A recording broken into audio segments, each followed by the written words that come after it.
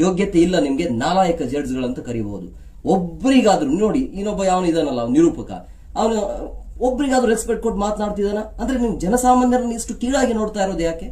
Big boss ಇರೋದು ಜನಸಾಮಾನ್ಯರಿಂದ, ಜನಸಾಮಾನ್ಯರೇ big boss ಅನ್ನ ನೋಡ್ತಾ ಇರೋದು. ಬಟ್ ಜನಸಾಮಾನ್ಯರು ಇದಾರೆ ಅನ್ನೋ ಒಂದು ಕಾರಣಕ್ಕಾಗಿ ಅವ್ರನ್ನ ಹೇಗ್ ಬೇಕು ನೀವು ಮಾತಾಡ್ತಿದ್ದೀರಾ ಬರೀ ಏಕವಚನದಲ್ಲಿ. ಬಾರೋ ಹೋಗೋ, ನಿನ್ನ ಯೋಗ್ಯತೆ ಇಲ್ಲ ನಿನ್ಗೆ ಅದು ಇದು ಅಂತ ಹೇಳಿ. ಪಾಪ ಅಮುಕು ಮಂಜ ಏನಿದಾನಲ್ಲ, ಆ ಮಂಜನಿಗೂ ಕೂಡ ಒಂದು ಅವಕಾಶ ಇತ್ತು, ಇರ್ಲೇ ಇಲ್ಲ. ಆರಂಭದಲ್ಲಿ ಆತನಿಗೆ ಒಂಥರ ಡಿಪ್ರೆಷನ್ಗೆ ಹೋಗೋ ತರ ಮಾಡ್ಬಿಟ್ರಿ. ಶಾಕ್ ಆದ ಆತ ಏನ್ ಮಾಡ್ಬೇಕು ಅನ್ನೋದು ಗೊತ್ತಾಗ್ಲಿಲ್ಲ.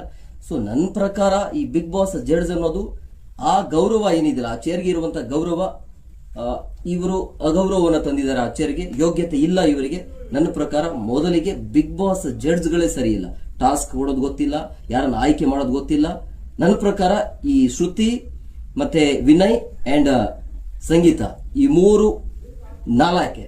ಒಬ್ರು ಚಂದನ್ ಓಕೆ, ಅಂದ್ರೆ ಚಂದನ್ ಯಾಕೆ ಓಕೆ ಅಂತ ಹೇಳಿದ್ರೆ ಆತ ಏನೇ ಟಾಸ್ಕ್ ಕೊಟ್ಟಿದ್ರು ಕೂಡ ಅಟ್ಲೀಸ್ಟ್ ಆತನ ಮೇಲೆ ಏನಾದ್ರೂ ನಾಮಿನೇಷನ್ ಮಾಡುವಂತ ಸಂದರ್ಭದಲ್ಲೂ ಕೂಡ ಮಾತಿನ ಚಿಕ್ಕಮಕ್ಕಿ ಆದ್ರೂ ಕೂಡ ಅಪೋನೆಂಟ್ ಇರುವಂತ ವ್ಯಕ್ತಿ ಮೇಲೆ ನೋಡಿನೇ ಆತ ಕೊಡ್ತಾನೆ. ಸೊ ಹಂಗಾಗಿ ಓಕೆ, ಚಂದನ್ ಶೆಟ್ಟಿ ಓಕೆ. ಉಳಿದಿರುವಂತ ಮೂರು ಜಡ್ಜಸ್ ಗಳು ಏನಿದಾರಲ್ಲ, ಇವರಿಗಂತೂ ಆ ಜಡ್ಜ್ ಮೇಲೆ ಸೀಟ್ ಮೇಲೆ ಕೂತ್ಕೊಳ್ಳೋಕೆ ಯೋಗ್ಯತೆ ಇಲ್ಲ. ಅಗ್ನಿ ಪರೀಕ್ಷೆ ಆಗಬೇಕಾಗಿರೋದು ಈ ಸ್ಪರ್ಧಿಗಳಿಗಲ್ಲ, ಇವರಿಗೆ ಅಗ್ನಿ ಪರೀಕ್ಷೆ ಆಗಬೇಕು.